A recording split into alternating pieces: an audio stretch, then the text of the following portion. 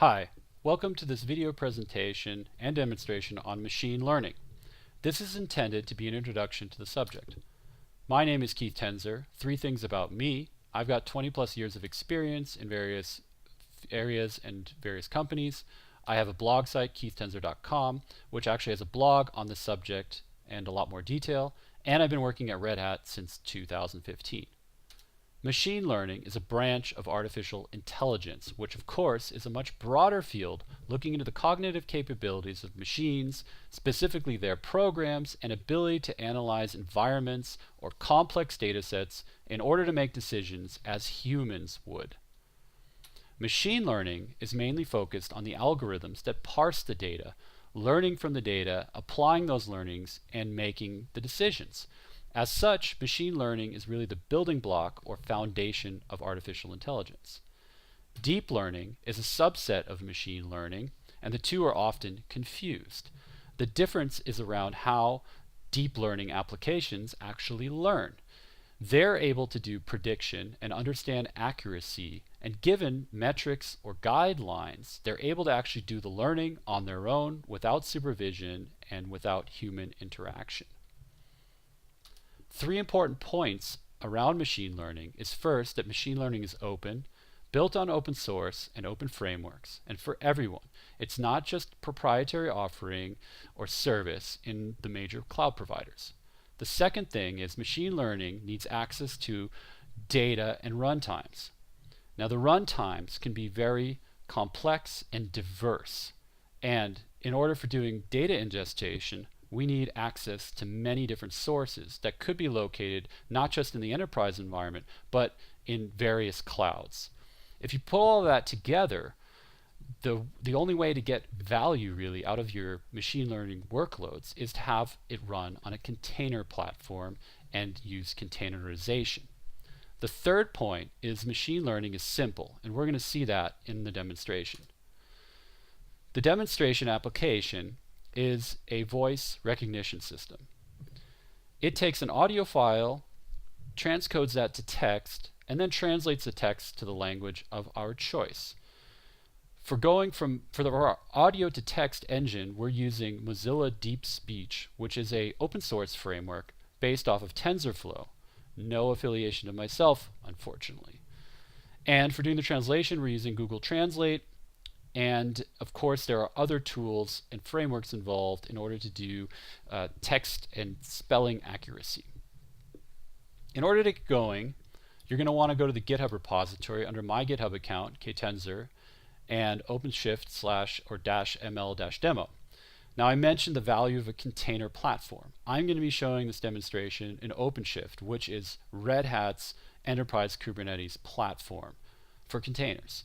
If you, however, don't have OpenShift, you can use Docker and just do a Docker build locally on the Docker file that's provided here.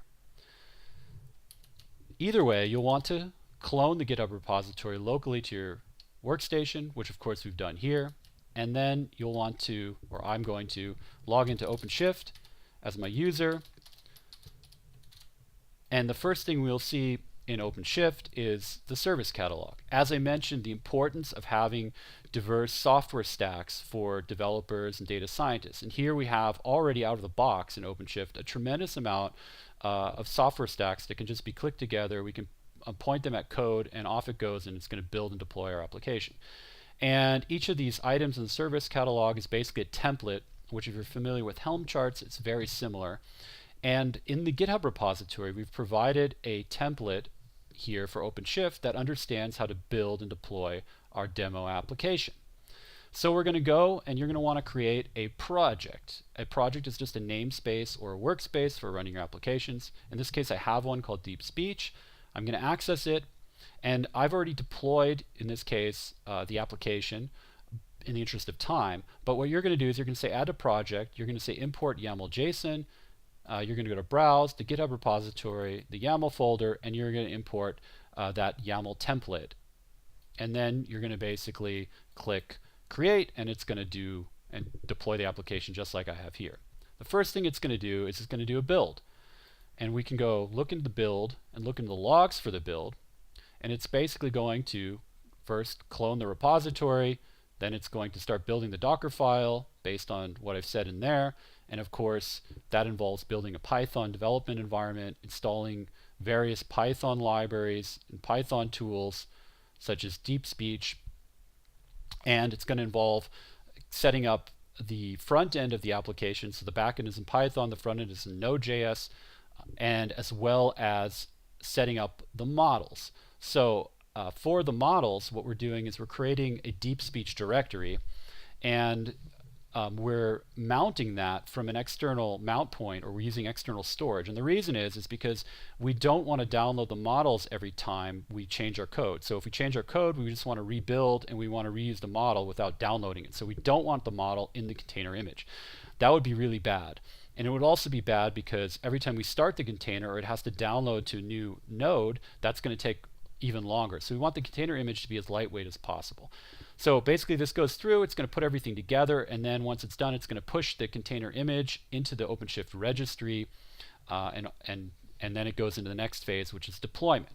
So I did mention the storage piece. At this point, we haven't downloaded the model. We've just set up a directory and a mount point, and we're mounting an external volume, persistent volume. As you can see here, it's 10 gigabytes, and that's what's mounted to DeepSpeech.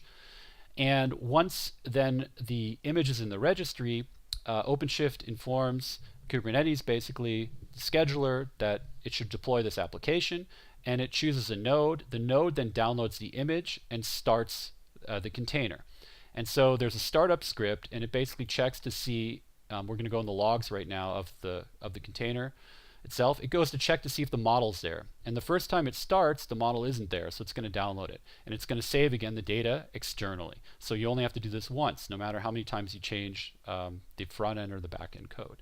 And then once it's done, it's basically going to start the Node.js server on port 8080, and the application is at that point available. Now, one thing we can do is we can go actually into the container itself, and you can actually see here under the DeepSpeech models directly, we can actually see the models that it downloaded. Again, these are models for the text to audio engine, as well as for the spelling and correction. Now, finally, what OpenShift is going to show us here in this panel is some metrics. So it's going to show us how much memory is used, CPU, and statistics, and that kind of thing, which is of course important. And you can see there's quite a lot of memory used. Actually, the entire size of the model is loaded into memory. That's how this works. So you're going to need a lot of memory to do machine learning. And then finally, what our template created was a route or URL. And OpenShift is taking traffic or routing traffic from this URL through the container platform to the pod, and finally to the container. So we just click here to load the application. Off we go. We're going to be using a WAV file that is provided in the GitHub repository, but you can record your own as long as you follow these requirements.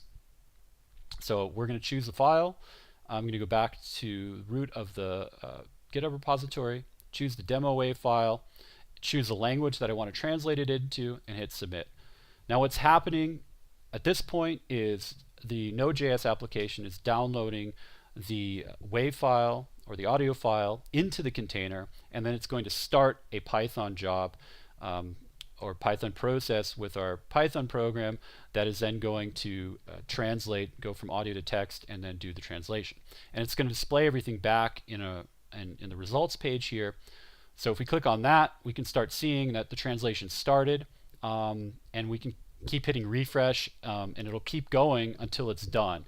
And it's going to try to get the best translation for what it thinks was said in the audio file.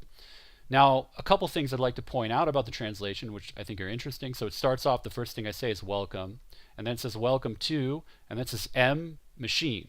And that's probably because I had a long M on my machine. So when I pronounced machine, it said machine. So that obviously isn't correct, but then it realized, well, that doesn't really fit. So he must have meant welcome to machine learning, which is correct. And then it goes on and says welcome to machine learning weird. Obviously weird doesn't fit in place, but if you consider the next thing that was said, which was correct, was actually we are using, and you can see how we are using and weird sound kind of similar. So in this case, the model was able to understand something, but then correct itself because obviously weird doesn't fit into that. So I think that's kind of interesting, and you can kind of see with translation how it's thinking and its process of going. So that's why we're displaying it like we are. And so you can kind of go through this and see how all the different iterations until it finally gets to its final translation and what it thinks is the best, which is, welcome to machine learning. We're using voice recognition and translation. Thank you for listening. And it did a pretty good job. The only mistake it made was learning, that it actually thought I said learning, and the spelling correction didn't also find that. Again, this is just a demo. We're just using a basic model. It's not trained to my voice. It's not trained to my dialect or way of speaking or anything like that. So there's quite a high error rate for this type of stuff. And of course the translation to German, which is based off of then what was outputted to text. So that's about it. You can play around with this. If you're interested in contributing to this project, I'd love to have your contributions. Please go to the GitHub repository for that. And thank you for your time, and thank you for listening.